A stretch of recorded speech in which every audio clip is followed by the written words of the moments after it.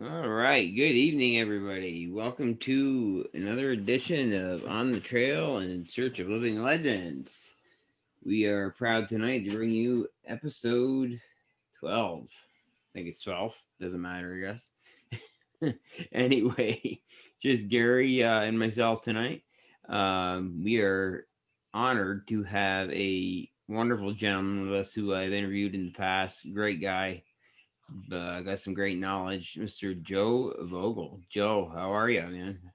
Doing well, guys. Thanks for having me on. Appreciate it very Oh, much. our pleasure, man. Our pleasure. Our pleasure. Now, yeah, I know you've got some really cool stuff to talk about. So, if you wanted to start out, give us a quick bio on how you started out in the field or how you got your interested or whatever. Sure. The way I guess I got my interest was I had a childhood encounter when I was 10 years old in the winter of 1979. Okay. I saw a Sasquatch cross the road in front of me outside of a little town called Stallstown, Pennsylvania. I had been sled riding with my buddies all day, and around dark time I was getting ready to head home, and I was frozen to the bone, and I just wanted to get home and get warmed up, and I made it about 2/3, 3/4 of the way home, and a big old Sasquatch walked across the road in front of me, about 50 feet in front of me, just strided right across the road. He was tall, and like I described you before in my last interview, he was lanky. He was kind of built like a basketball player more than a big hulking Sasquatch. Yeah. He looked very athletic, and he was like dark gray in color, and he just moseyed across the road. He went from one snowbank to another, and then he walked behind a snowbank and went behind my mom and dad's neighbor's place. And he walked, and I was like, oh my God.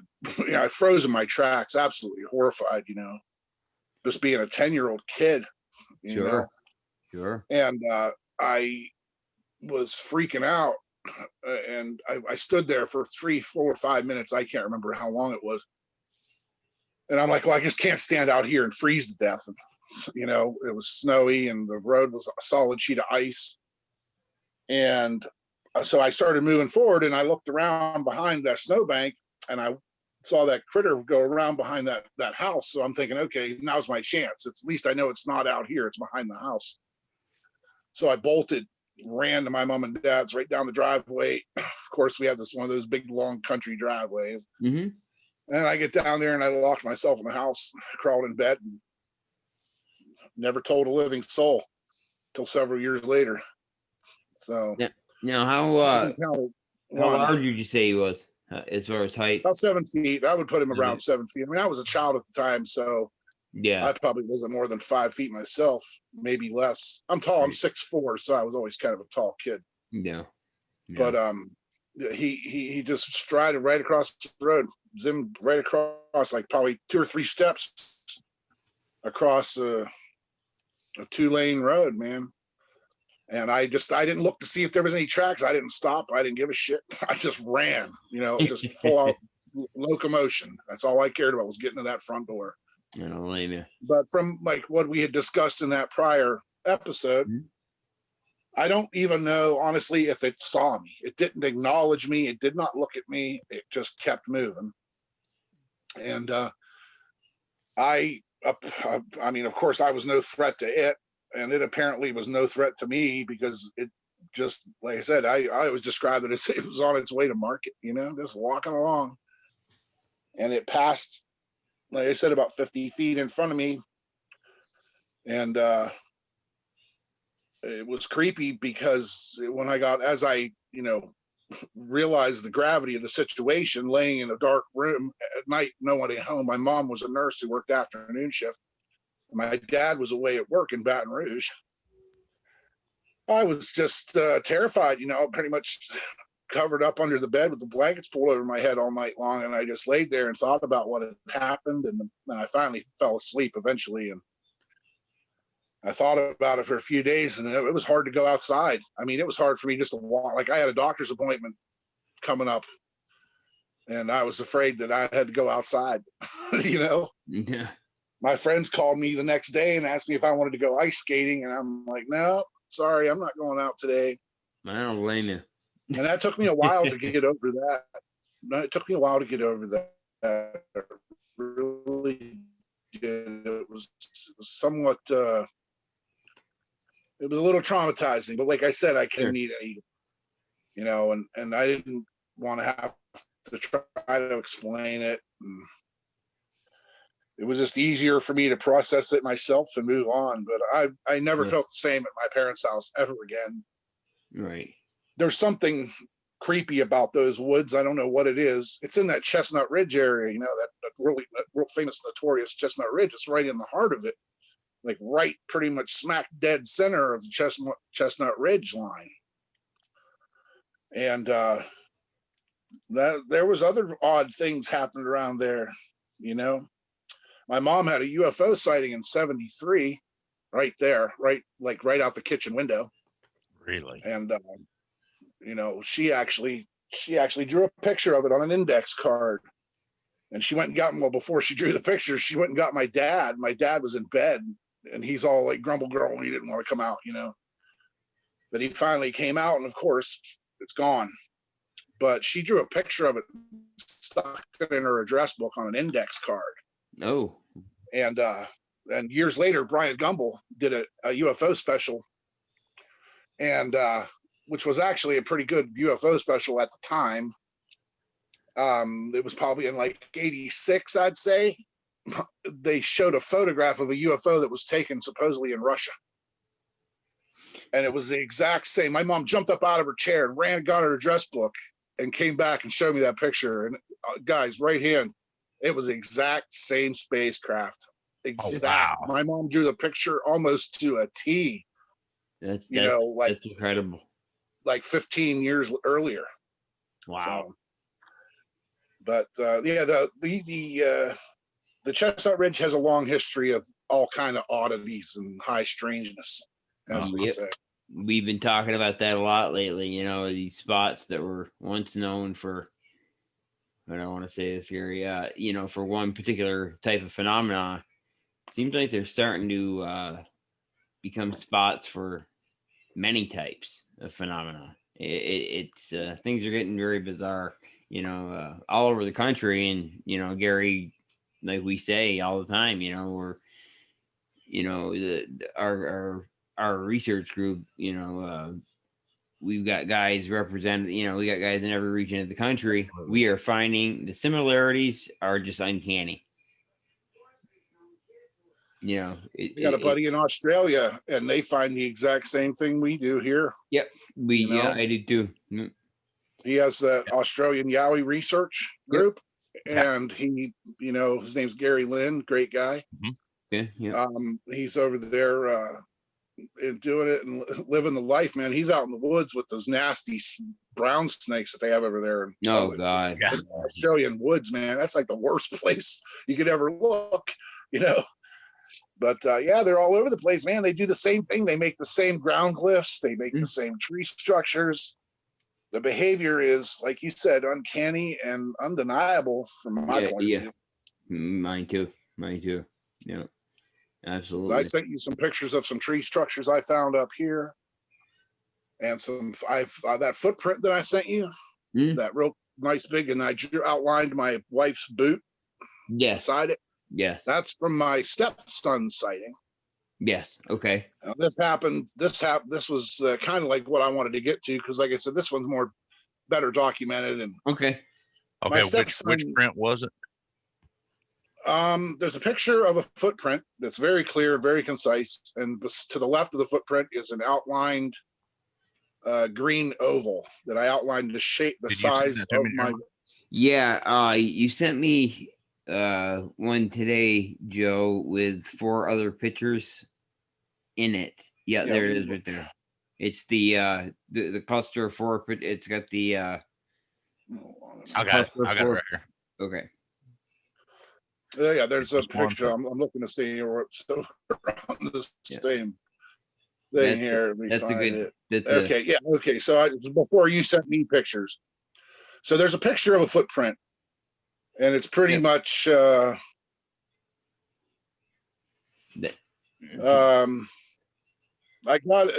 did measure it. Unfortunately, I lost a bunch of my pictures years ago, and I was able to save a bunch of them because they were in other locations.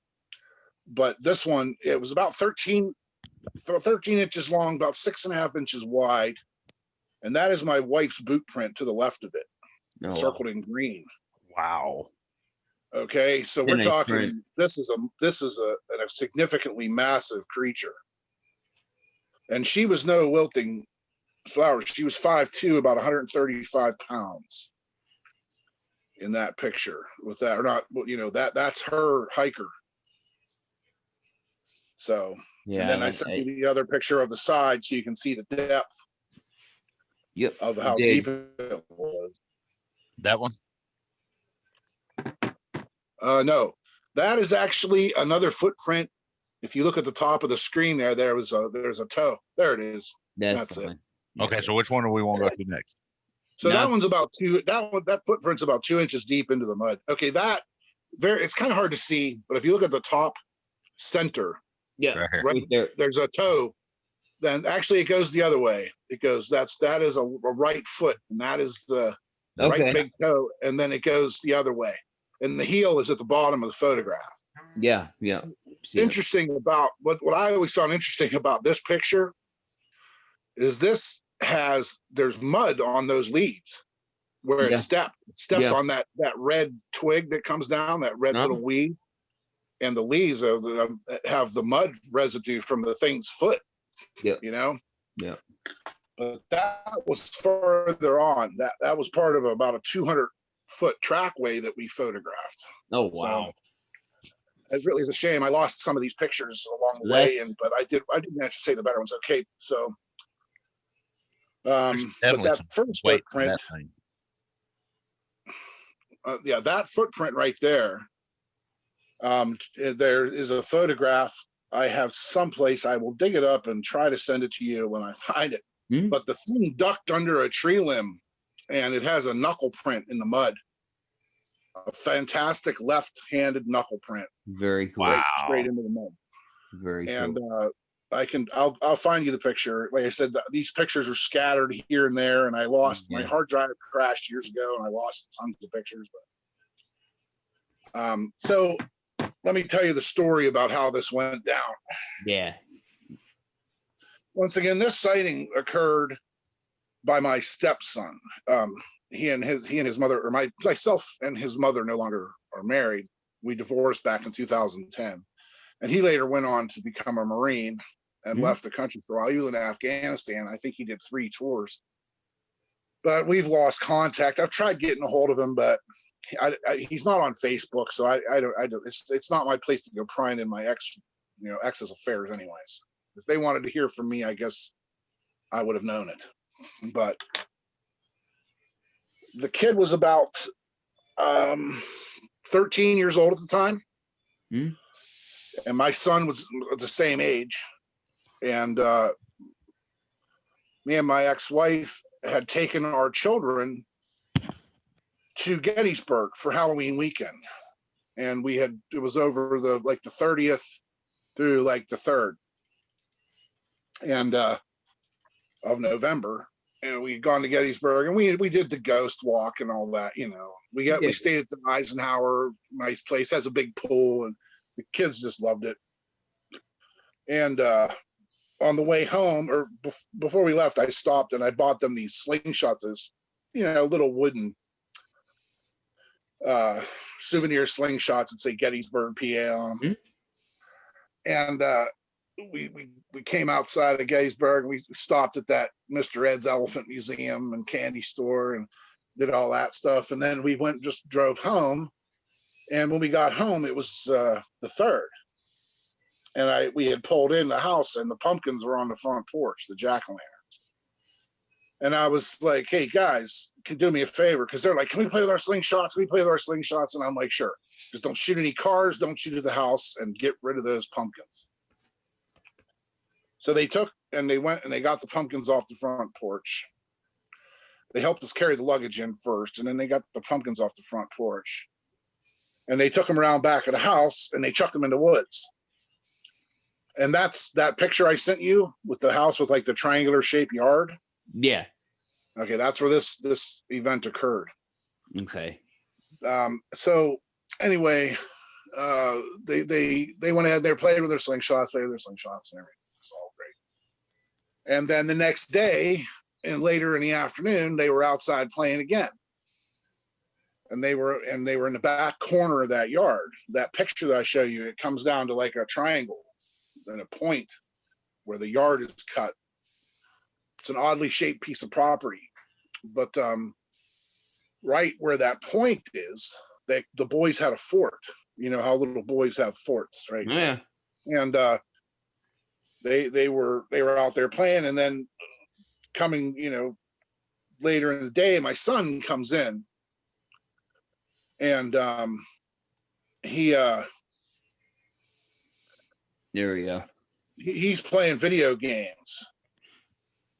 It's a screenshot. There it is, right there, right at that point at the bottom of the screen there, towards that point in the yard. They had a fort, and my son came in, and he was playing Xbox upstairs, and then Jonathan, my stepson, came in, and he was playing. They were playing Xbox together upstairs, and we were getting ready to go bowling that night. We were going to go out bowling and then go out to get a burger or something afterwards. And we went to go get ready. I was laying in bed, half awake, half asleep. I think there was a Steeler game on, or there was something on TV. I wasn't even paying attention to it. And all of a sudden, I hear the front door slam, like super slam hard, like knock stuff off the wall slam. And Jonathan comes running up the stairs, boom, boom, boom, boom, boom, boom, boom, and he runs straight into our room. And he says to his mother and me, there's something outside. And he's like, it's brown and it's in the backyard. And I'm like, oh, whatever. There's a cattle farm not too far from there. It's about 200 yards off is the fence line. And I figured, well, a cow got loose and it's standing in the backyard in the woods. None of my affair, not my cow. So I was like, okay, just get ready, let's go. So we went bowling. We went to the bowling alley there in Latrobe. This happened in Derry Township, Pennsylvania, by the way. Okay. The date is November 4th, 2007. And we went bowling, and then afterwards, after bowling, we went to Wendy's and got burgers, and finally could sit down and relax, for a minute. And I was like, hey, Jonathan, by the way, what were you talking about? Or what were you going on about? Something standing in the backyard. And he proceeds to tell me that he saw a Bigfoot in our backyard. And I was like, dude, you just now telling me this, because I totally dismissed him earlier. It was totally my fault. He probably thought I was going to laugh at him or something. Now, did he know about your encounter when you were a kid? No, I didn't really talk about that till much later in life. Okay. I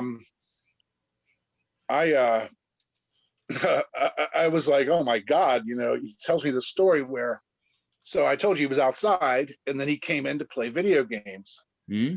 When he was playing video games, he's sitting there and he realizes that he left his slingshot out in the fort.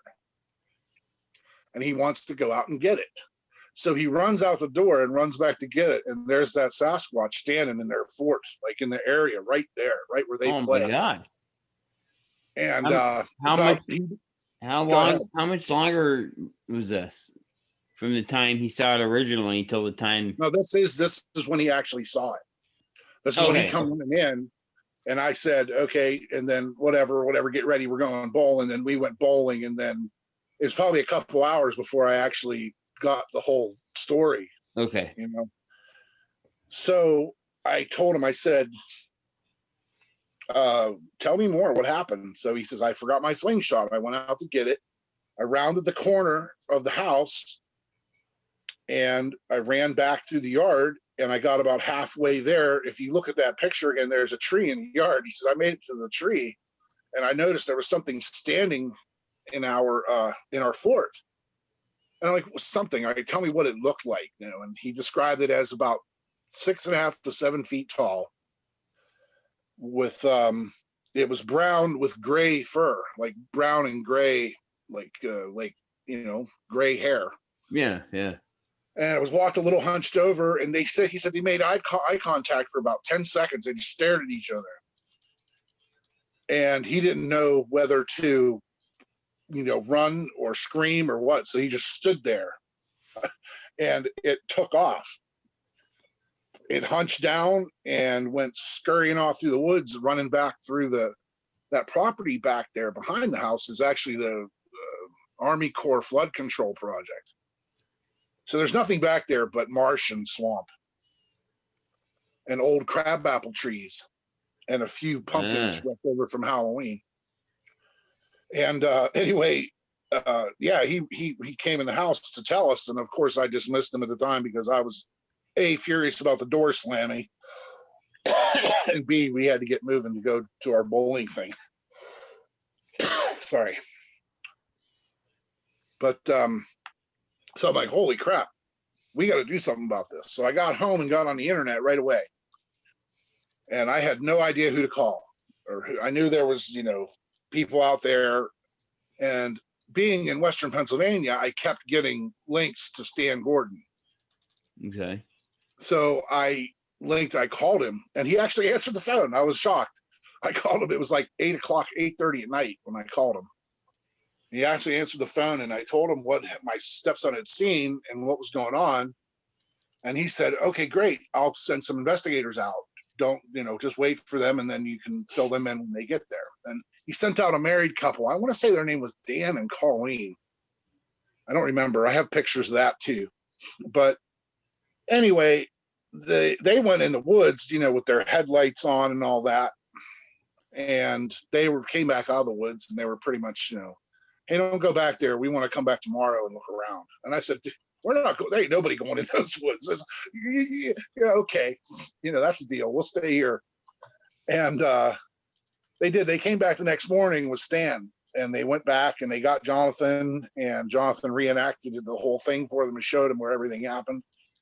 And we went back in the woods, and we found that trackway, and that first track there, that really nice one, that led to probably about 200 feet, kind of bent to the left, and then went back through marsh, like probably knee-deep water and cattails. There was a lot of good prints in there. It's a shame I lost some of them, but I have the majority. So, but yeah, there's that one picture where I took that one footprint, that is a clear knuckle sink right into the ground underneath that tree branch. So yeah, Stan Gordon came out. He was a really nice guy. I don't know if you guys know Stan personally or not, but he's very mild-mannered, and he will listen to any story, or he will listen to anybody's side of anything without judgment. He is a super, super nice man. I've heard of him. I don't know him personally. But... Yeah, me neither. He does a lot of, he's more kind of leans UFO, but he's very good. He's the one that has been researching in Pennsylvania for 40, 50 years, isn't he? Yeah. He's the one that handled that. The Kecksburg incident. Yeah, he was the one that handled the ridge. Yeah. What was the name of that? The ridge there, the real famous ridge where they had all the Chestnut Ridge. Chestnut Ridge. Yes. That's where I'm born and raised. That's where my Bigfoot encounter happened as a child. Okay. Technically, that's where this one occurred as well. It was just the base of the ridge instead of on top of it. Gotcha.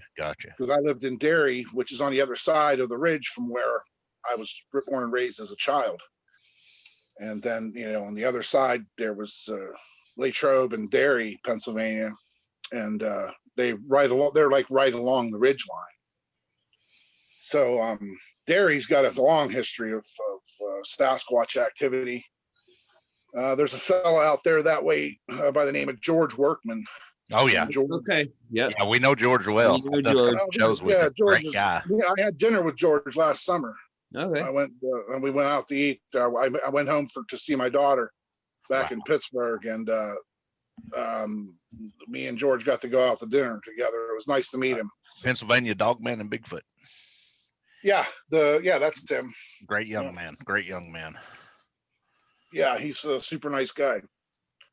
And yeah, that was really cool to get to see that experience of how these people came out and found these footprints and did the whole process, the investigation and the photography and everything they collected.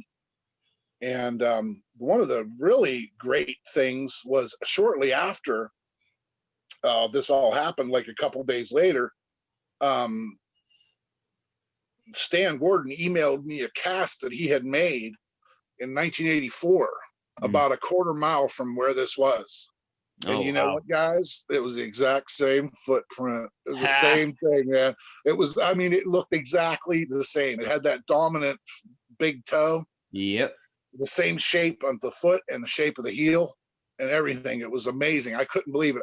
I superimposed the images and it fit right inside of that footprint. And this was taken, 23 years prior. So that thing is either migratory through there in the fall, or it might be a resident. I don't know. Who knows? You can't say for sure. No, can't. Definitely but not. The belief is that there is a migratory trail that runs down through the Appalachians, down through into Kentucky from Western, like up the Finger Lakes, down in through Western Pennsylvania and part of West Virginia, and then down into Kentucky. That's a migratory sort of north-south route that they follow every year. They move they get away from the weather, and they move where the food's more plentiful. I don't know for sure. That's just their theory. That's just a theory I've heard and been told. So, definitely makes sense. But yeah, that was pretty cool. That was a neat experience, and I don't know. I lost touch with those folks. I wish I could have gotten, some email addresses or something. I could put them in, I could keep contact with them, but whatever. Divorce is weird, man. Sometimes divorces don't go off the way you intend.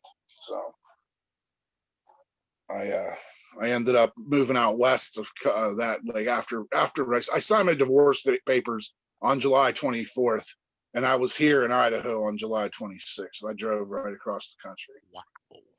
On July 27th, my ex-wife called me and asked me if I'd come over and mow her grass. I said, "Sure, honey, I'll be right there." But I never. Of course, I was in Idaho already, so I didn't tell a soul other than my children I was leaving, because everybody else, my parents, or my mom's senile in a nursing home, and my dad's long been dead for 13 years, So I just up and skedaddled. So finally, I've been trying to move out west for 20 years, and I finally got to do it after my divorce. Well, you dang sure picked a beautiful area to move to. It's gorgeous there. Oh, I know, buddy. I'm a photographer. Yeah, it's my hobby. My big hobby is photography. I've taken, I saw you sent me a friend request. Check out some of my work whenever I accept it. So I'm a hobbyist photographer myself. Yeah, cool. He's trying to train me in the ways of the warrior photographer. I actually just got a new camera last year, and I have 3 primary cameras and a couple backups. But I do mostly landscapes, but I do a little bit of wildlife, like eagles and things like that. Oh yeah, it's fun. I got some great eagle pictures this year. Oh, beautiful. But yeah, I usually do just lakes, rivers, landscapes, mountains, snow, all that. Do you know a Dan Nadrelio in the community? Say that again. I'm sorry. Do you know a Dan Nadrelio in the community? No. I'm gonna have to get him hooked up. He's out of Minnesota, but he's a biologist and also a photographer. He's a herpetologist by trade. Yeah, super intelligent man. Oh yeah, you guys need to get together. He travels all over the country, and he's big into the photography and stuff. Get him out. Herpetology is like snakes, right? Yeah. Yeah. He went to South America for 3 months, I think it was, in 3 months, he got the perfect photograph of a hummingbird in flight. had his camera set perfect. He said he took thousands of photos, but to where he could have it set perfect. 3 months of dedication, and I think it was Venezuela, to get one shot of a hummingbird. I bet. I know a lot of people that are wildlife photographers that spend weeks or months in the bush looking for critters to take pictures of. And oh yeah, setting up blinds and all that. It's a big deal. I don't have that kind of patience. I just like to go take pictures. And I used to, before I had my cardiac arrest a couple of years ago, I was very active. I used to like to hike and camp and all that, and I hiked all over out here. I mean, I hiked trails that were just astounding, and then I had that cardiac arrest, and then that was pretty much the end of that. So, but I try to stay active, and I get out and I take my photographs and stuff. So. Joe, the picture, that one picture with the trees with they're like spikes. Okay. Explain that. Okay, so in that photograph, you see 3 trees. One is pretty much stripped halfway down, like stripped out of the middle, and then the middle one is totally blown apart. It looks like it exploded. And yeah, that's it. And then the other one on the left is broken off. Okay, so you got 3 trees there. Now this is in an area called Skookum Creek, right outside of an area called Honeysuckle Campground. Outside, it's in the Coeur d'Alene National Forest. And me and my buddy Steve had gotten the heads up from another friend of mine named CJ, and CJ called me and told me, hey, me and my boyfriend were out there the other night and we heard knocks and whoops up by Honeysuckle. And I'm like, really? And she's like, yeah, we just got out of there. We just got scared and left, I'm like, okay, that sounds like a job for Joe and Steve. So I called my buddy Steve up and we took a ride up there to see if we could find anything. Now, mind you, this is broad daylight. And this is kind of off of a road a few feet by like I said, this Skookum Creek is right behind me. If I turned around in this photograph, if I just turned right around, Skookum Creek is right behind me. And Skookum Creek is a little tributary of the Coeur d'Alene's North Fork. Okay. So anyway, we found these trees along the road. And now normally you'd say, well, it could have been a piece of logging equipment, or it could have been, a brush hog or something like that. If you look at that one in the middle, though, it almost looks twisted. Yeah, it's almost like it was blown apart. Yeah. And I'm like, okay, this is really unusual. So I took a few pictures of that. And it's really hard to imagine this, but there was not one scrap of wood on the ground. Oh, wow. Not one splinter. Wow. See, if it had been equipment, you would think there would have been pieces of wood scattered everywhere. Exactly. Yeah. And so I showed this picture to Igor actually, and he has photographs of the same thing in Russia. And the tree on the right, more so than the other trees, the tall, thin tree, it's almost like something with a concave shaped nail, like a lathe knife, just gouged right into the wood, Really? Yeah, almost like a fingernail shaped kind of thing. Yeah. Yeah, you can see it. Okay. Now, fine. If it's a bear, okay, what the bear picks up is his splinters and carries them off. But I will show you this. If you look carefully at the photograph, there beside the tall, skinny tree, okay, there is a tree that is untouched. But in that, there is 2 pieces of wood wedged in between branches, two splinters right there. You see one, Yep. there's one below it just slightly below it to the left. Yeah, I see it. It's like 6 inches underneath the other one. Yeah. Yep. Those two splinters were wedged in. If you can see those branches cutting across that tree, that one branch comes out of that tree and then hooks a right-hand turn and then goes up. And that branch, that piece of wood was stuck and wedged in there, as was that other piece. But other than that, there is no debris anywhere around those trees. I thought it was highly suspect, especially seeing how my friend CJ, she said that they had heard the whoops and stuff up there, you know? Do you know what breed of trees these are? I do not, man. I don't know. I'm not from out west. They're deciduous trees. They're leaf bearers. They weren't pine trees. So there's a hardwood then. They wouldn't. Yeah, those. I don't know what they would be. Like a maple. They're probably not a maple. They're probably more like an oak, like a white oak or something. I don't know. I don't know my western foliage like I should. So I know the difference between a ponderosa and a tamarack, but I don't know what those trees are just like regular leaf bearing deciduous trees. And I just, like I said, man, to see that destruction and not one stick of wood on the ground. Yeah, that's interesting.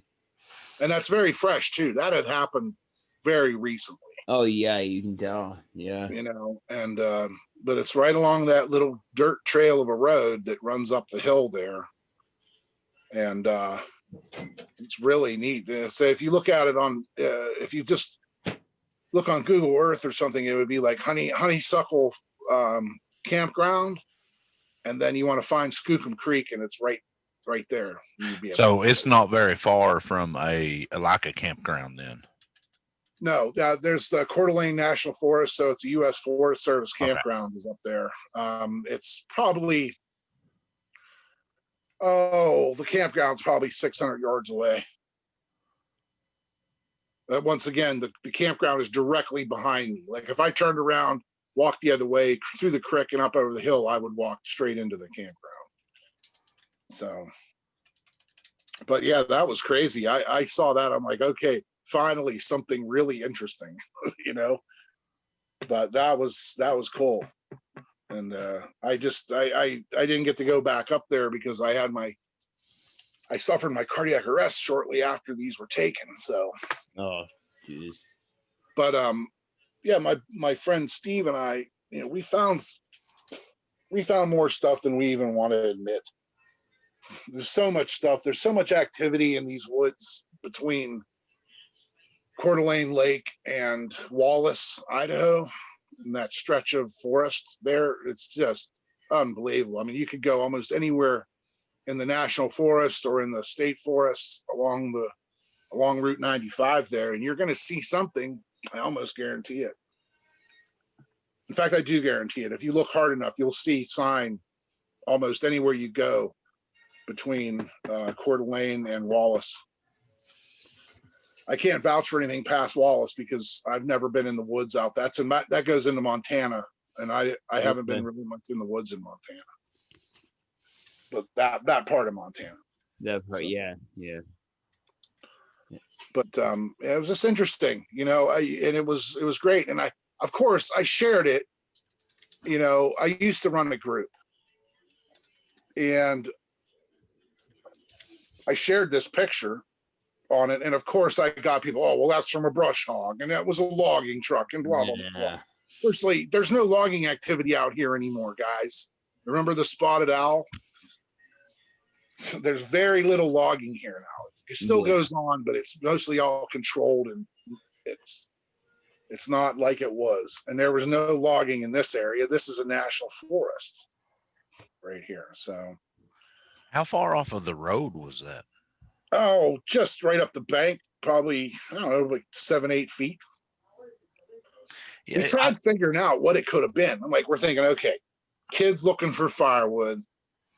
Leonard like a truck, a drunk hillbilly in a 4x4, you know, runs well, over. It would have hurt the trees around it. No other trees are damaged. Right. And it was there. These trees were singled out for a reason. Yes. For sure. for sure. You know, and I don't know, like I said, I have a couple pictures of them. This is just one. Yeah, the other picture is roughly the same thing. Yeah, that's some interesting. But I just thought it was really odd that if you look in that tree beside it, there's two big splinters of wood wedged in between these branches. Yeah, yeah. You know, I don't. Can you? If I mess with this, can you guys see if I enlarge it? No? I actually tried to enlarge it here, and it's not letting me. I'd have to download the photo. I apologize for that. No, whatever. I'm sorry about that, but here I can enlarge it on my screen, and I can zoom right in on those two big splinters. Yeah, but it won't show up over here. There's just nothing else there. There is just not. There was nothing left on the ground. There was no pieces of the trees, like the branches that should be there. If it was a pickup truck or some piece of equipment, there should be something laying around, just not there. Yeah. So, and then I've got pictures.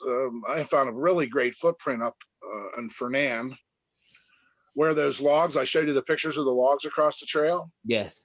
Up there, I got a super nice picture of a footprint. It's there. Oh. Okay, that's the log. We had walked up that trail, and on our way back out, that log was there. I'm like, look, they did it again. I couldn't believe that they did it again. They did it to me and Steve the first time with a thin log, and then when me and Igor went up there, that's the one that was there when we came out. And I'm like, and that tree, there's nothing in there to the right or the left of it where that tree does not belong there. There's no stump, there's no fall, there's no nothing. That is a two-ended broken log laying there. And like I said, the first one is the skinny one. Then that was the one I saw with Igor. Because I remarked on the first one when Steve and I were there about a month earlier. You can see it's the same spot too. If you look at the other photograph, it's taken roughly identical same spot. Yeah. And I was on my way out, and I was like, "What? That log wasn't there. That stick wasn't there when we came up here." And we went up in the woods, probably 200-300 yards past it. Turned around because the trail kind of like just withers away into the forest. There's no continuation of the trail. So we got up in there and we turned around and came back. That tree there, that X that we just looked at, there's the skinnier one that me and Steve stepped over. Not that one. Oh, you wanted to go. Okay, here we go. Yeah, that one right there. That stick was the one Steve and I stepped over. Yeah, that's okay. That wasn't there. That wasn't there when we went up. And then I took a picture of it, and then the exact same thing happened when I took Igor. He and I walked up to where the trail withered away into the forest, where there was just no more trail. We turned around and came back, and then that's the other picture with the bigger log. I always wondered, does the bigger log mean something? Is that, they told me once with a little stick, now they're telling me with a big log. Was the little stick closer to the road or the campground than the bigger one, or was it farther away? This is actually in Fernan. This is not Honeysuckle. This is above Honeysuckle, up on top of the mountain. Honeysuckle is down further in the valley. Okay, then let me rephrase that. Is the smaller stick closer to the access to get up there, or is it farther away? I would put it about 2/3 of the way in. Okay, so the stick would be, the smaller stick is closer to where somebody would, closer to people than the bigger one? No, the bigger, they're the same spot. Oh, okay. It's the exact same spot. Okay, so like if you were to turn around and walk, you got about a quarter mile, and you come down to like a group parking area. It's at the top of a mountain that they call Fernan Saddle. And so you're saying you walked in, turned around, and come back, and that was here?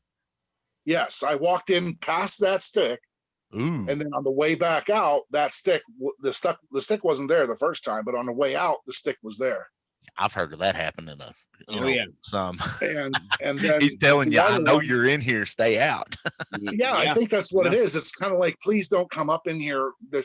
Because this trail is not really well used. It's not a hiking trail. This is up on Fernan Saddle. And this is like an old, unused, maybe an ATV trail or like a Jeep trail. Yeah. But if you look carefully, there's no ruts. There's no mud holes or anything. It's very lightly used. And like I said, if you keep going up in there about another 3/4 of a mile, that trail just disappears into the forest. There's no more trail. You have to, if you're in a vehicle, you're going to have to do a hell of a tight 3-point turn to get out of there. So it doesn't, because it's like a dead end trail. Nobody uses it except for me and Steve and me and Igor. But yeah, that place has got serious activity up there. They had a sighting up there in 2013. On October 25th of 2013, a group of kids was up there doing the mountain partying thing, standing around, with their pickup trucks and their beers and whatnot. And a guy saw an enormous Sasquatch there, not too far from where this picture was taken. So. Wow. Once you get done, I've got a question I got to ask it later Ask on. away. What's it like to be in the woods with Igor? Igor's very scientifically minded. He's a legend. So he is he's a very friendly man. He speaks English very well, so he gets his point across. And he stayed at my house for a week. Oh wow! Now he did the psychic Sasquatch over in Chewelah, Washington. Mm-hmm. He did that, and then he was on his way to Lincoln, Nebraska, and he stopped here and stayed with me for a week while he made his travel arrangements and whatnot. And I took him to the bus station to get him loaded on the bus and stuff. Wow. So, yeah, we went out a few times, he and I, looking. I took him to where my encounter happened out, in what they call Canyon Creek outside of Bumblebee. And then I took him up here and showed him this, and we got around. Mostly I hosted him. I gave him a place to relax, enjoy some AC, because it was in the end of August, beginning of September. It was hot as hell up here, and just gave him a place to recuperate and get back, figure out his next steps, because he stayed in the country for many months. He traveled from here to Lincoln, and then he ended up on the East Coast. I think he was in the Carolinas. Yeah, in Kentucky. I remember him being in Kentucky some. Yeah, I believe that's right. I believe he did a thing with MK Davis down in I don't know if it was Texas. No, somewhere up. It might have been it was Mississippi, wasn't it? No, it was what's the town in Oklahoma? Honobia. The Siege. Honobia. Yeah. Honobia. That's what he did. Yeah. That's like my stomping grounds. Oh, cool. That's scary stuff there, man. My class A that story. That story is crazy. Mike and Tim Mike and Tim are good people. I mean, I read that story. I was like, holy crike. That one guy actually shot one, and apparently took it down. They both shot it, didn't they, Gary? Yeah. Well, I had my class A sighting in 2016, literally 2 miles east of where that happened. Well, I wouldn't doubt it.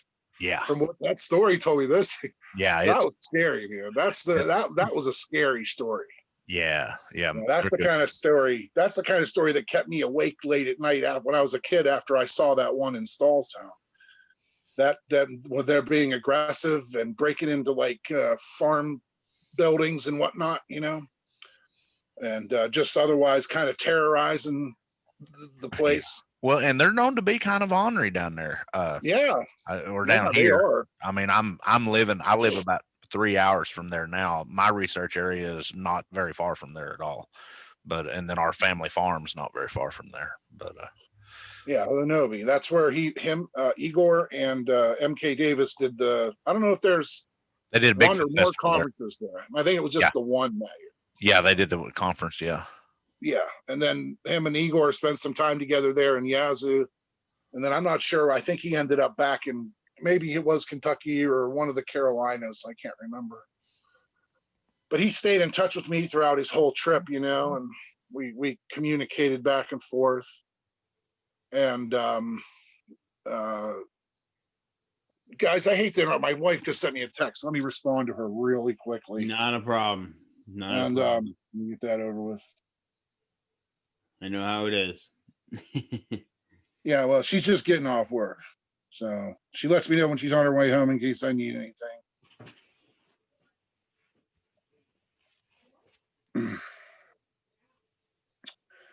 Yeah, there we go. She's back. She's the front line. She's a nurse, man. She's got to go into that war zone every day. I feel so bad for her. She said she has to shower before she even comes in the house. So. That's it's a tough job. I mean, you're a nurse by trade yourself, right? Yeah, retired. I was a nurse for 30 years, and I was a nursing supervisor and charge nurse for the majority of my career. And then, but yeah, that like I was saying, that was very interesting. To answer your question, hanging out with Igor is awesome. His mind is so amazing. He knows so much information. Oh my God. So much data and photographs and books and stuff he's done. It just, volumes and volumes worth of research, and I picked his brain. Yeah, that sets me up from the question I'm going to ask you.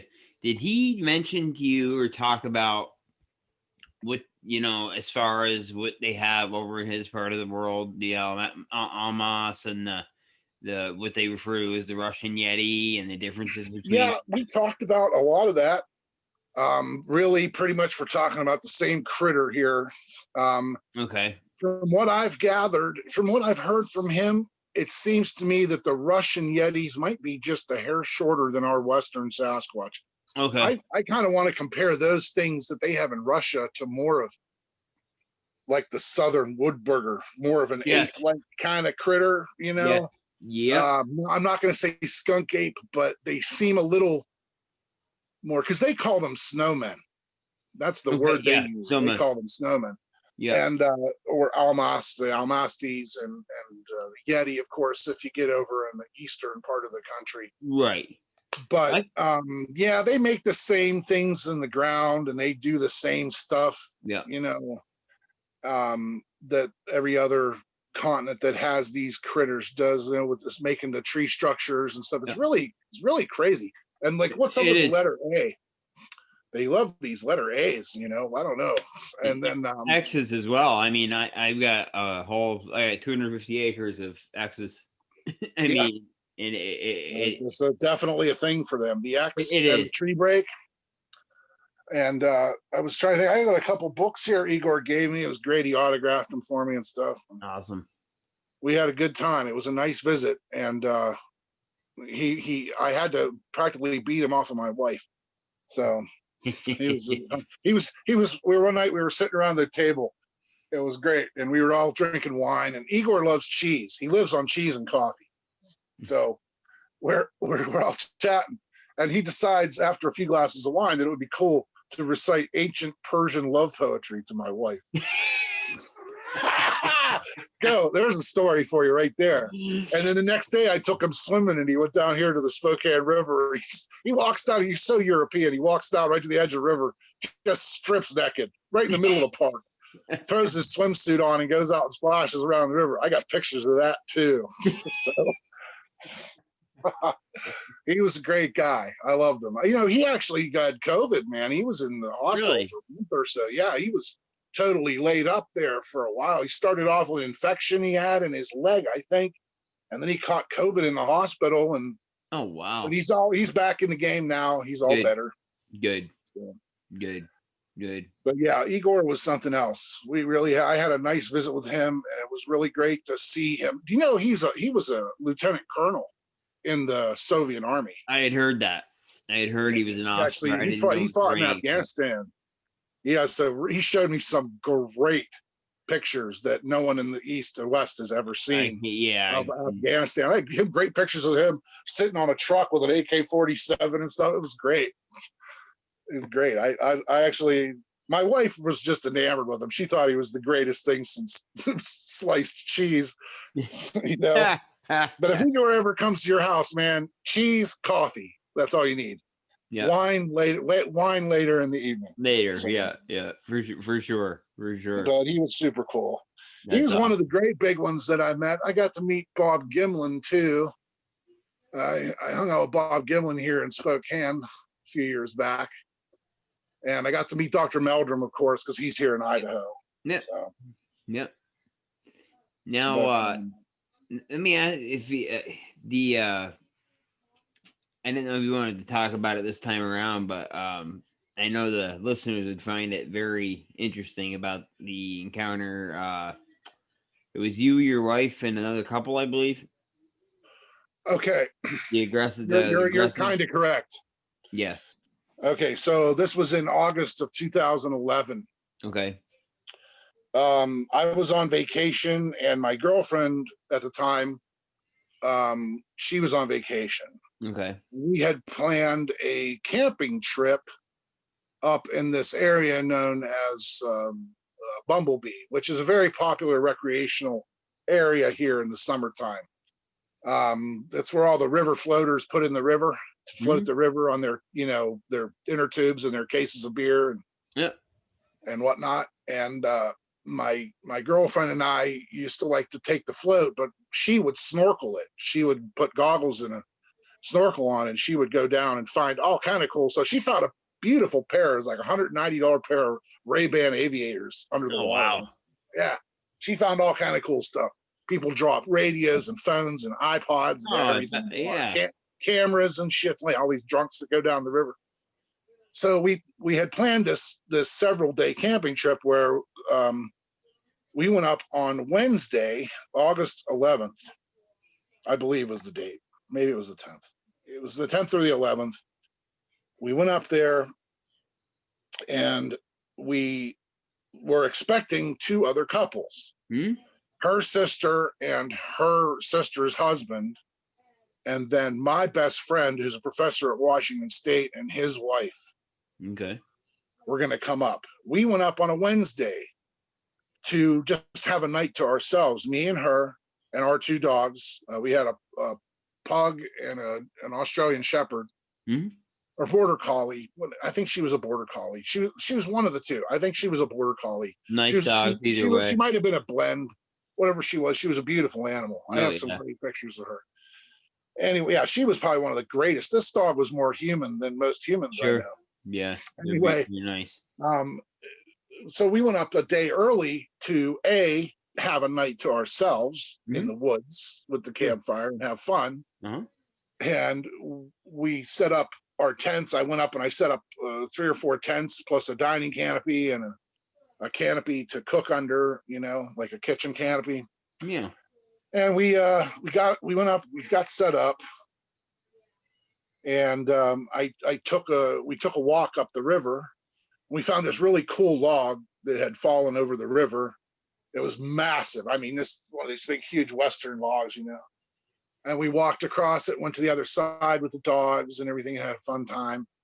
And then we came back over. And by that time, we got there around 11:30. And by now, we're probably pushing about 4:30, 5 o'clock. After our little jaunt around, after we set up camp, took a couple hours, and then we took our walk. And we're on our way back to camp, and go down along the road there. There's like a main road, and then there's the camp meadows along the way, and then there's the Coeur d'Alene River. And we were on an area of the Coeur d'Alene River, which is known as Canyon Creek. Okay. They just name the areas of the creeks, the areas of the river to identify or to delineate where you're at, where you're fly fishing. I'm at Gimlet Creek or Teepee Creek or Canyon Creek, et cetera, et cetera. Well, we were at Canyon Creek, and talk about lightning striking twice. It's still this whole event to me still, it boggles my mind, man. It's been years now. We're coming up on the 10-year anniversary of this event, and it just like it happened yesterday. And just sitting here talking about it, I'm starting to quiver. I can. It was not a pleasant experience in any stretch of the imagination. It wasn't like the first time I saw a Bigfoot. Yeah. This was a totally new experience. Yeah. But to try to move through the story, because my previous interview I did with you was pretty inclusive. Yes. Like I said, I had set up this whole campsite for everybody. I mean, nobody had to do anything when they showed up. All they had to do was get together with us and decide what we wanted to eat for the weekend. And then we were going to head out. It's about 25 minutes up the road. There's a town called Smelterville. Okay. And there's a Walmart there, literally the Walmart on the other side of the sun. So this place, you would never expect a Walmart to be in the middle of Idaho, literally in the middle of nowhere. But it is there. And we were just gonna. So we didn't really bring a lot of food with us. I brought a couple steaks and some oysters for she and I. We had some things to feed the dogs, and I gave I gave we had ribeyes, and I gave the dogs the ribeye bones after we were done eating and everything. And then, like I said, the next day when everybody showed up, we were going to go shopping. So I had a couple packs of a pack of hot dogs, a couple steaks, and some oysters. Very not prepared. If it had been an emergency, we would have starved to death because I was only good for one night, And but before it was all said and done,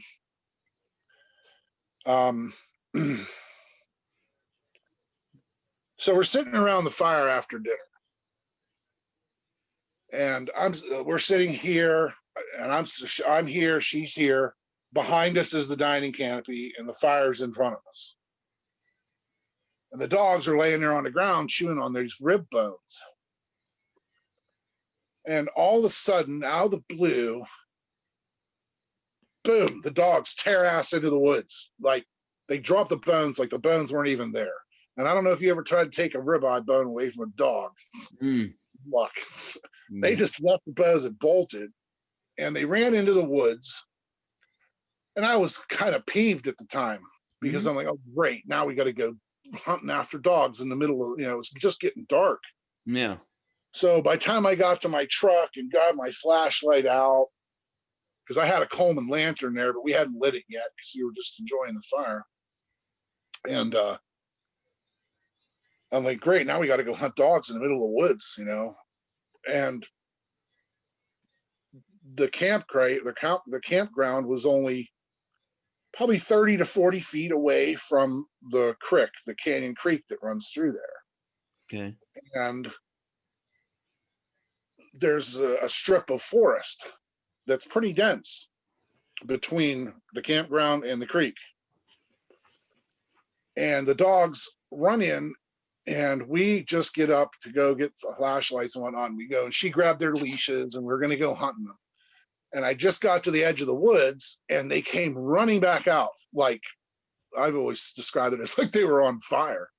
Right. And the border collie made a straight beeline for the back of the pickup truck. I had a full-size Chevy with a cap on the back. And she jumped up right over the tailgate and went in, and she huddled down in the corner of the cab, up against the cab of the truck. Right. And the pug tried to get up in it, but he couldn't because he was a pug. And we got him lifted up, and he wanted in there so bad, we just threw him in there with her. And he ran back and tried to get underneath her, like he was digging. Pugs are like little bulldozers. They just especially when it comes to sheets and beds and blankets. Those things are crazy. Anyway, like, holy Christ, what did these guys see? First thing, it's Idaho. I'm thinking, great, there's a bear. Second thing, I'm thinking it's either a mountain lion, which I referred to as a panther because I'm from Pittsburgh. Anyway, it was, I thought, okay, so it's either a cat or a bear, one of the two. Right. Either way, we got problems because this thing's probably coming into the campsite. Yeah. Whatever it is. And I was like, oh shit, So I had a 44 with me. I didn't have it out. It was in the console of my pickup truck. It was a Smith & Wesson Model 29. And I got it out. I didn't have any spare rounds for it. I had one cylinder full, and that's it. And I grabbed the gun and the flashlight, and I told my girlfriend, quick, get some wood on the fire, get that fire going. And she went over and threw like 5 or 6 logs on it, and kicked it around so it flared. And I'm like, okay, good. And she got over and she got the kerosene lantern going. And I walked up to the woods over on the other side of the fire. And I was looking through with my flashlight. I was holding it kind of like this. And I was going from right to left, sweeping through the woods, and I didn't see anything. I'm like, okay. And I'm like, all right, I'm going to look again. I'm looking, because if it's a bear or a cat, I'm going to get eye shine for sure. If there's something watching this, I will see it. And I sweep through. All of a sudden, about 30 feet away there's two big giant pine trees, and behind the furthest pine tree is this enormous Sasquatch standing there looking straight at me. No. And I just kept the light moving. I was dumbfounded, and I just kept the light moving. And I thought, okay, you get away from the woods, back away. So I did. I took a few steps back, thinking, holy Christ, I can't believe I just saw that. And I only caught it for a second in that beam. I didn't stop because I didn't want to shine it in its eyes and piss it off. Yeah. Because as soon as I saw it, I was like, holy Christ. Because in the back of my head, I'm thinking, this might not be a bear or a cat. There might be another possibility here. Right. So I kind of had myself just slightly mentally prepared to see what I saw, but I was not mentally prepared to see what I actually saw. This thing was enormous. If it was standing in the creek, it was 9 feet tall. And if it was standing on the ground, it was 8 feet tall. Because the creek dropped in right behind this tree. Okay. And it was holding the tree, like it was behind the tree, had most of its body was exposed to the right side of it. And it was black and shiny, like I always kind of say I describe it like black bear black, but not as thick. Right. You know how like black bears have real shiny coats? This one had very similar look to it, and it didn't look all nasty, and there was no leaves or anything in it. It had some serious musculature. It was an absolute beast of a creature. I call it a brute. It had no neck to describe. I mean, it was like just a hump of a head, and I got to see like from this side of its head over. And I was like, whoa, and I stepped back, and my girlfriend was like, they're still messing with the fire. And I was like, there's something in the woods.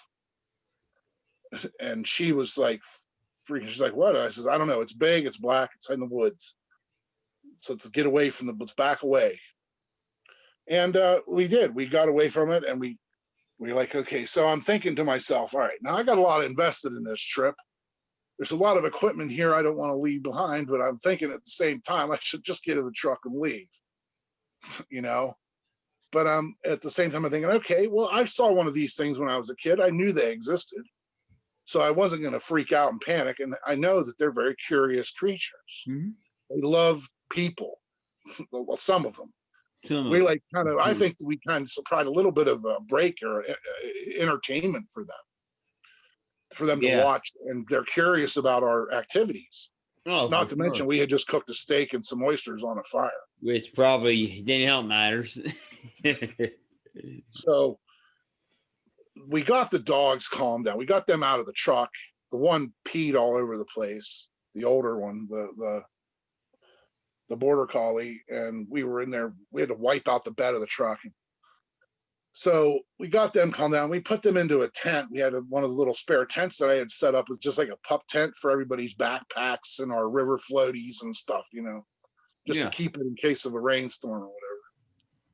And we got them in there and got them calmed down for a little minute. We settled down and like, yeah, if we calm down, this thing will probably just wander off. So we went, and I'm sitting there with the campfire, and this is the condensed version of this, guys. Trust me, this is like a 45-minute ordeal from start to finish. So I'm kind of jumping over certain little parts that don't matter for the story. But we sat back down, and I'm just sitting there staring into the woods like this with a 44 on my lap. I had it in my hand, and I had my mag light there. And I had previously shouted into the woods before we sat back down. And Allie, my girlfriend at the time, she was like, well, who the hell are you talking to? And I told her at that point, I was like, I don't know what to say or how to say this, but there's a Sasquatch in the woods right there. And I'll never forget the look on her face. And she's like, well, no shit. Well, she was from Idaho. She was born and raised right here in the woods, man. She grew up in a town called St. Mary's, which is one of the most remote logging camps in the country at one time. Oh, okay. It's like an hour from here into the woods. You got to drive like an hour way down into the nowhere, and then there's a town there called St. Mary's, and that's where she was born and raised. Her father was a photographer too, but he was a professional photographer. He did weddings and everything. You know, super nice little guy. He's about this tall, about yay tall, little Mexican gentleman, and he super nice fella. But she grew up with these things, not necessarily with these things, but she was aware of them and had heard tales about them and whatnot her whole life. And I had only seen one when I was a kid, and now I got one, 25 feet away from my campground, standing in the woods watching me. And I shouted at it, like I said, told it, I was like, because I was on the fence of, okay, is somebody messing with me here? Is this just some kids in a costume? Or what? You got to be careful, Yeah. You don't know. I didn't know what it was. And I'm like, all right, that thing was freaking. The more I thought about it, the worse I was getting. I was getting a little more agitated. So we're sitting there, we're about 3-4 feet apart, she and I, and the dining canopy's right behind us. And then all of a sudden, this rock about that big, it was 8 inches long, 5 inches wide, comes tumbling out of the woods at us like woo, woo, woo, woo. And it grazes right across the top of our campfire. It hits like the top 2 logs, and they go flying, and they send ash and sparks flying everywhere. And a bunch of ashes and sparks, and the rock and the log, one hit our dining canopy. And in the commotion that followed the rock coming flying out of the woods at us, I freaked out, and I was trying to put the fire out on the canopy because the coals were starting to burn our dining canopy. And so I had a Mountain Dew in my cup holder of my camp chair, and I'm trying to get it out. And I couldn't get it out because it had one of those foam things on it. It was stuck in there. So I just took the whole chair and dumped it over, poured pop all over the side of my dining canopy. And I turned around and I shouted in the woods. I told this thing, that's it. I'm going to fire. And I fired 2 shots up in the air, about 45 degrees. And as soon as I squeezed that trigger the second time, the only thing that ran through my head was, great, now you only have 4 bullets. That's it. And if this thing were to come charge, but he didn't like that. He moved off to the left and what I believed at the time was a branch, but you'll hear later in a minute. And then it moved off, and I kept shouting and told it I was going to shoot again. I'm totally deaf at this point because I just discharged the 44 Magnum 2 feet from my face. And I heard him break that branch, and then I heard him move back to the right, and then I heard a splash, like it crossed the creek in 2 jumps and went across a little gravel field there along the side of the creek and then up into the woods. And we listened to this thing for like a solid couple minutes as it went winding itself up the hillside. So we bolted after that. I'm like, that's it. I'm done. We got to go. And my girlfriend was all freaking out. I'll never forget, she had this survival knife, and she was just holding it, just shaking. And we got the dogs loaded up. I grabbed my radios, my camp stoves, my lanterns, threw them in the truck, and we left. We got the dogs. And we drove home. It's about a 45-minute drive back to Coeur d'Alene. Didn't really talk about it much, just said a few things like, oh my God, that was weird, Yeah. And then the next day, because I pretty much just laid in bed and stared at the ceiling all night. But I did manage to drift off there and get a couple hours of sleep. And the next day we woke up and I said, we got to go back up there. We got to get our tents and stuff. We can't just leave them there. And she was hesitant. She was like, nah, I don't know. I'm not going to, but we didn't take the dogs this time. This time I took my 44 Magnum with a spare speed loader and a 12 gauge 870 Remington. There you go. With because I wasn't taking any chances, even though it was broad daylight. Yeah. And we got up there, and really nothing had happened. The camp was no more trashed or touched, it seemed, than what I had done the night before. And I went around and explored a little bit. I looked for prints briefly, because now it's broad daylight and I'm not, practically shitting myself. And I'm still leery of what's around me. But I looked around, and that was not a branch. It was a V-shaped pine tree. Ooh. Like that. And it took one of the V's and snapped it off about 6 feet off the ground. That was that loud pop I heard. Woo. Because I think that was a response to me firing the gun. He's like, okay, you want to make noise? I can make noise too, Yeah. And it dawned on me at the time, hey, get that rock. So I did. I went over where and we were taking the dining canopy down, and there was ants crawling all over the dining canopy because I coated it in Mountain Dew the night before. So we had to get the ants off and everything. The dirt and the leaves and the dust from the ground was all over. It was pretty much ruined. I still have it. It's out in my garage. And but the rock I kept, and it's out in my garden in front of the house. And it was just a round, oval-shaped river rock, and this thing threw it with surgical precision. It made a field goal right between she and I, and just clipped the top of that fire. I don't think it was aiming at me or her. I think it was just trying to, at this point, chase us away. Yeah, if it wanted to hit you, it would have. A rock that size, it would have caved my chest in, or it would have smashed my skull. Absolutely. I mean, the rock weighs like 6 pounds, you know. Yeah. And so I was very fortunate. That was the night I battled Sasquatch, and I'll call it a draw. So, but nonetheless, we went, like I said, we went back up and couldn't find any prints because the ground was so packed. Sure. With it being August and being a campground, by that time there's so much foot traffic through these woods from the campground to the creek that everything's packed tight. Sure. And it doesn't rain here for 3 months, right? Every year, and we get a little sprinkle now and again. But we had a really nice summer that year, and it had rained on and off, and we could have a fire because usually in August you cannot have a fire in these woods here. That's asking for trouble. Sure. Absolutely. Yeah. You're going to catch the woods on fire no matter how hard or how safe you try to be. It's so dry and it doesn't matter. Right.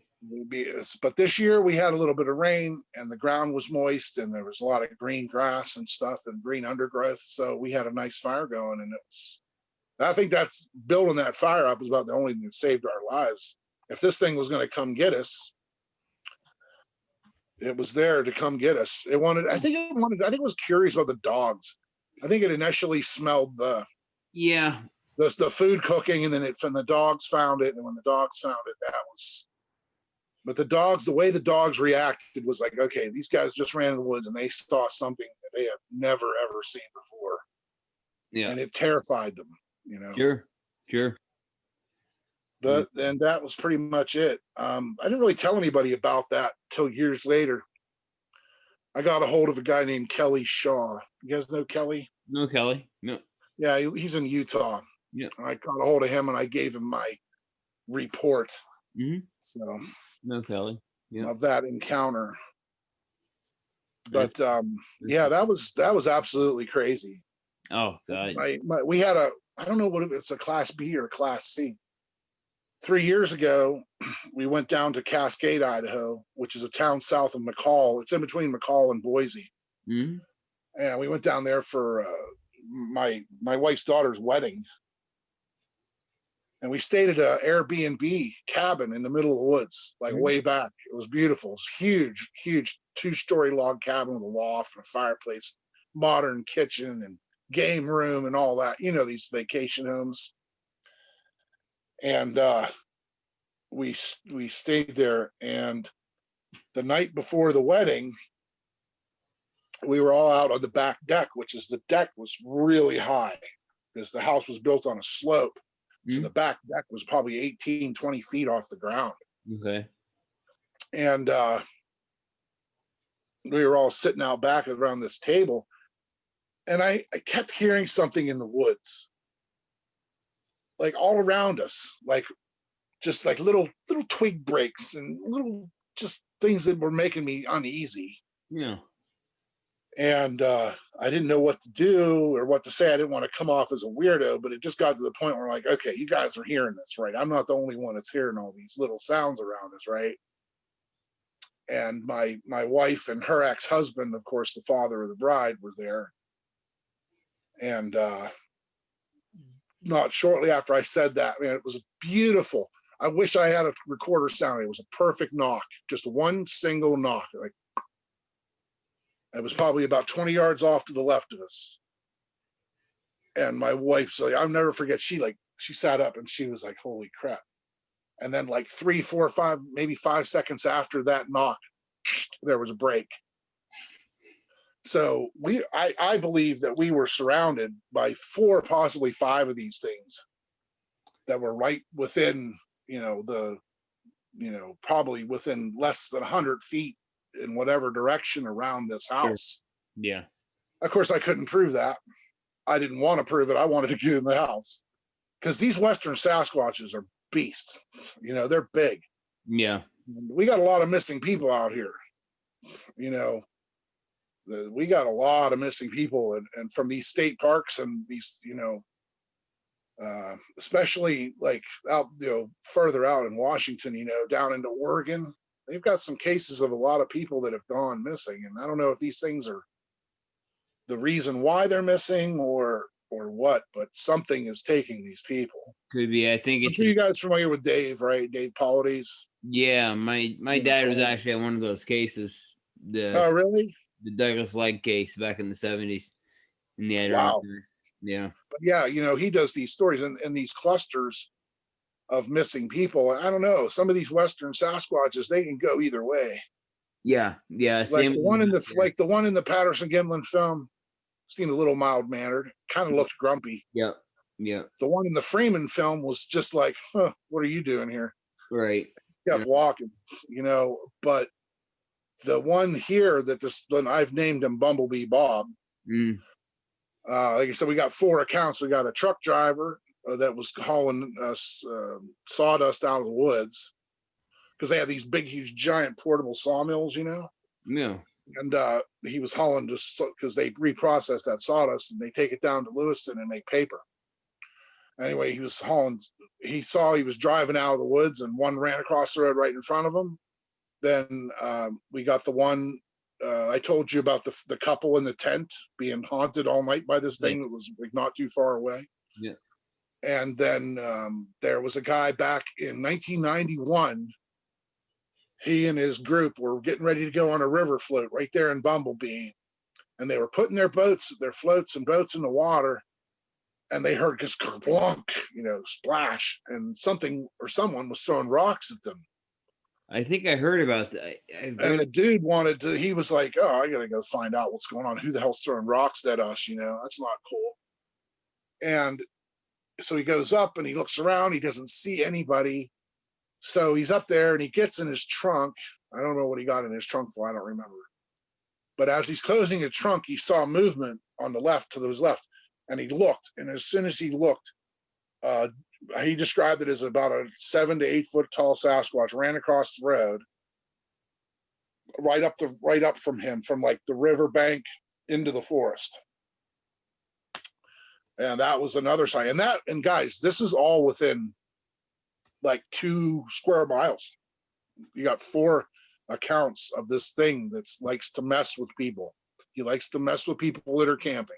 So that's safe to say that's a pretty aggressive group in that vicinity. I don't know. I haven't heard of any violence or anything, but aggressive wasn't the right word. Maybe trying to work your nerves a little bit. Yeah, I don't know. I think they're just really curious about us. Gary, but they don't want us there. They do not want us camping up there. Exactly what I said. Not wanting to be encroached on. That's a lot of famous. I didn't know that all those stories were that close together. Yeah, I didn't either. I'm sorry but this area is the hub of summertime outdoor recreation in North Idaho. Other than like Priest Lake is very, very popular. Yeah. And so is Sandpoint and Lake Ponderay, but Bumblebee or campground around here You can literally walk anywhere, go into any store, talk to anybody anywhere, and say, "Hey, have you ever been to Bumblebee?" And they're going to say yes, because that's the place. Yeah. It's super nice. There's amenities down the road a ways. There's a bar and a convenience store and whatnot. And there's a really cool, the oldest restaurant in the state of Idaho is there. It's called the Snake Pit.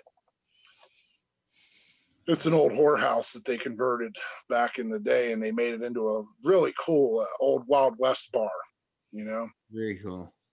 And but it was, I think it was 1879. It's been open since 1879 or something. Wow.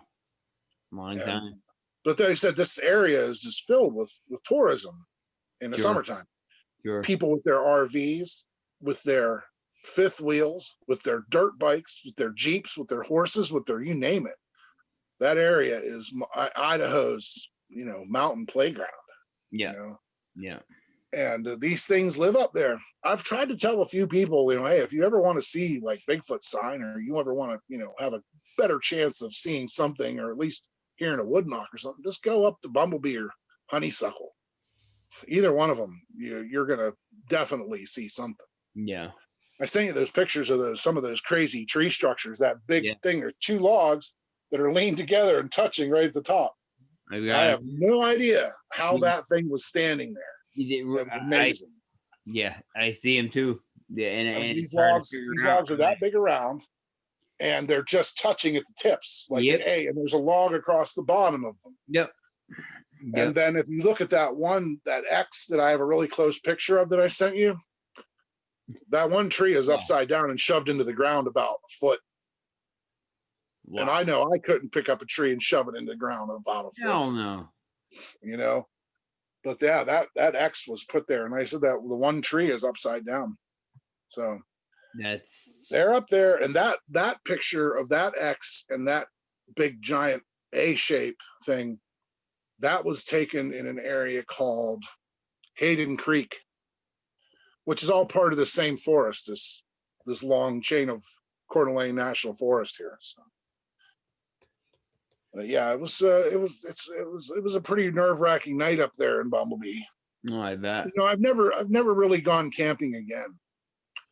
My wife and I went a couple of years ago up to my friend's place in Twin Lakes, but I camped right next door to her house. Put my tent up in her yard, and then they have a little lake property down there. Which, by the way, to finish the story, we had to call my friend and her sister and say, "Hey, we're gonna move. We're not gonna camp up there. We're gonna change the plan a little bit."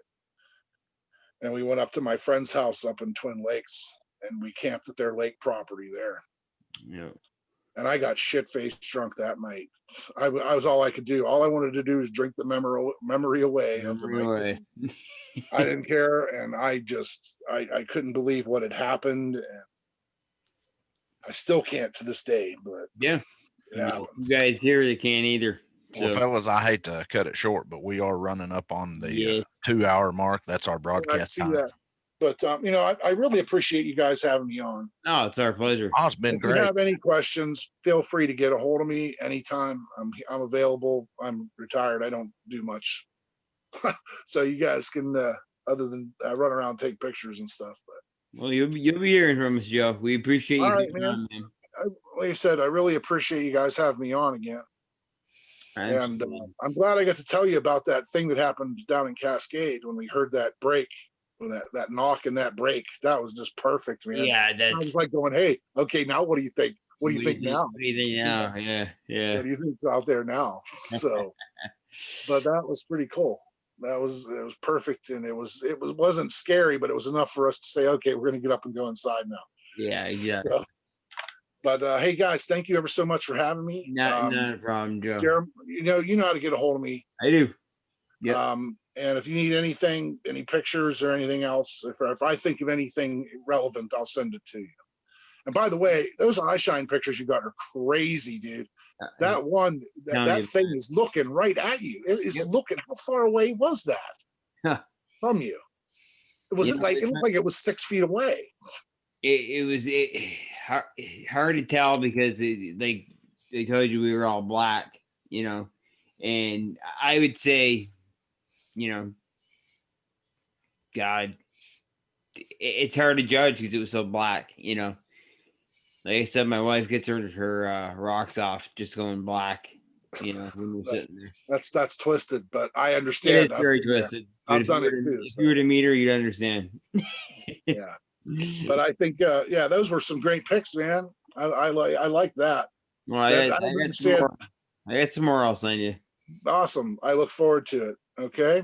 Absolutely, guys. And everyone, thanks for listening in. It's been an interview with Mr. Joe Vogel, great guy. Brought to you by P3 Productions and On the Trail. And we will be talking to you, doing our roundtable hopefully Wednesday night, Gary, maybe.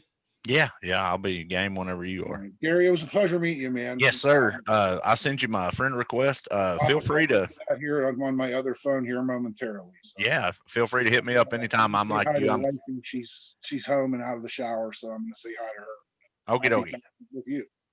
All right, man. Take care. Thanks, guys. All right, John. All right, guys. Have a good night. Thanks a lot, Joe. Sure thing.